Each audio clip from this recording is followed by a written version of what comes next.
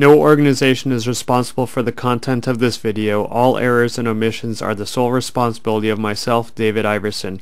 This video must not be your only source of information. Please attend official USSA educational opportunities. Please download official USSA educational materials. Okay, so we're going to look at start dates in this video, and we'll open up the start date and we'll do some other stuff. But for now, what I want you to just see is there's a couple of ideas here. One, you have a post that the start date is mounted on, and then out here at the other end, you should have another post which is sort of right at the end of the wand, so that you don't have just sort of an open area out here, but you actually close off the other side of the start, so there is one place where they can go. It's not just post and then empty space out here. It's post, post with a wand between. Okay, now again, let's see, you want to have this at about shin high. So keep in mind, how tall are the people that are racing? Are you doing a juniors race for little kids, or is it a college race? How much staff do they have on their skis? It doesn't have to be exactly precise, but roughly you want that to be in the middle of the shin. And we will talk about other aspects in another segment. But one thing I'm going to say before I let you go is that this, for USSA racing and for FIS racing, you want to have a manual return. So if you look, what happens is, once they go through, it opens all the way. And then somebody has to come and manually return it. There are auto return boxes that they're spring loaded so that you push and then it automatically snaps back. You do not want to use those for USSA or FIS racing. And we're back to talking about start boxes again. And one of the things that I have as a sort of a pet peeve is people don't understand how to plug the wires into here.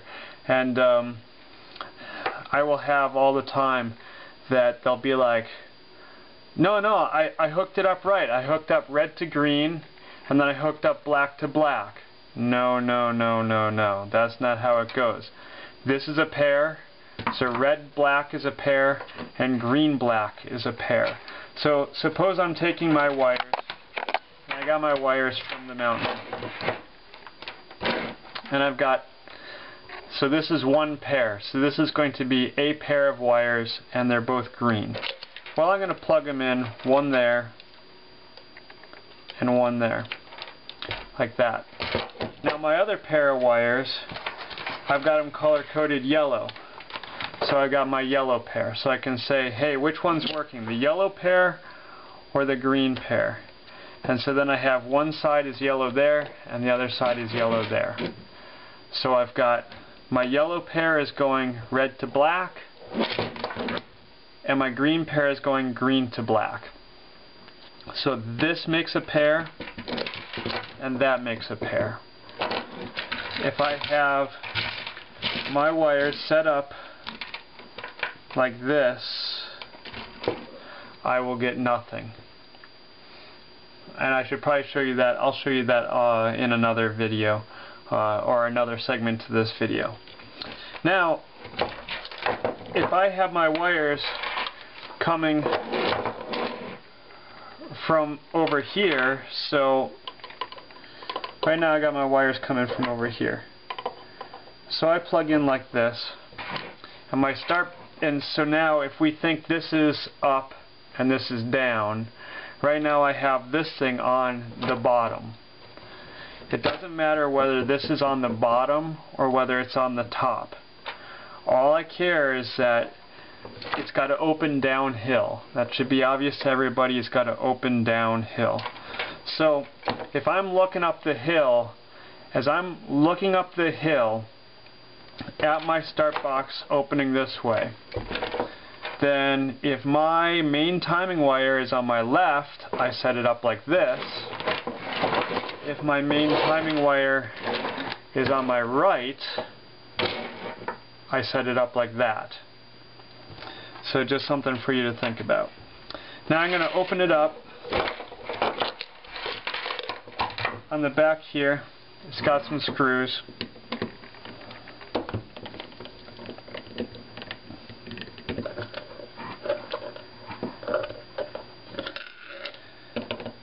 I'm probably going to lose screws.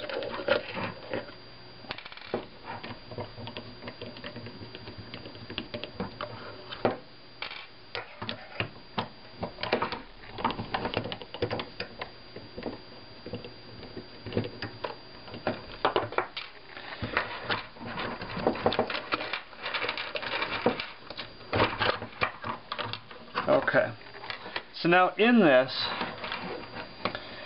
what you really have is you have three things in one. You've got this circuit board right here, which just handles the headphone amplifier. So this, the only thing that this does is it handles the headphone amplifier, and I only use my start boxes as headphone amplifiers in an emergency where my headphone amplifiers go bad. So I have separate headphone amplifiers. If they break, I've got a backup in here. Now this is critical.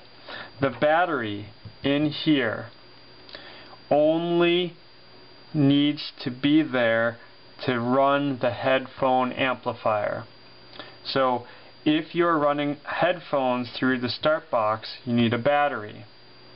But the battery has nothing to do with whether or not it functions as a start box. Okay, so now this is going to be really hard to see. But right down in here, there's two switches. And there's a camshaft in here so that when I turn it, it makes those switches go. And so you can sort of, it's impossible for me to do on this video. But here you got a rotating camshaft, here you've got two switches, and they're hooked by wires up to here. Now I'm going to be quiet and not talk. So they go at about that place, right there. So right about there, on my start box, that's about where the switches go. So the wand has to be open that much for the switches to go. And then also in terms of synchronization, I can play around with it, and here I have to be really quiet. I can hear them go click click. So there I just got one click. Oh, there's one click. There's the other click. One click, two click. One click, two click. So there's a few degrees, there's maybe about 1 or 2 degrees difference between when the two click. So when I'm synchronizing, I want this to be opened fast, so that it goes through that 1 or 2 degrees of clicking difference very rapidly, because that's going to be how a racer opens the wand. Okay, so that's the inside of a start box.